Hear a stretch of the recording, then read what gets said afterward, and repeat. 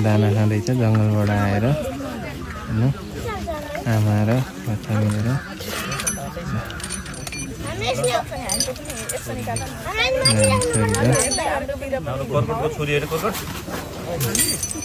कति मजाले खाएको छ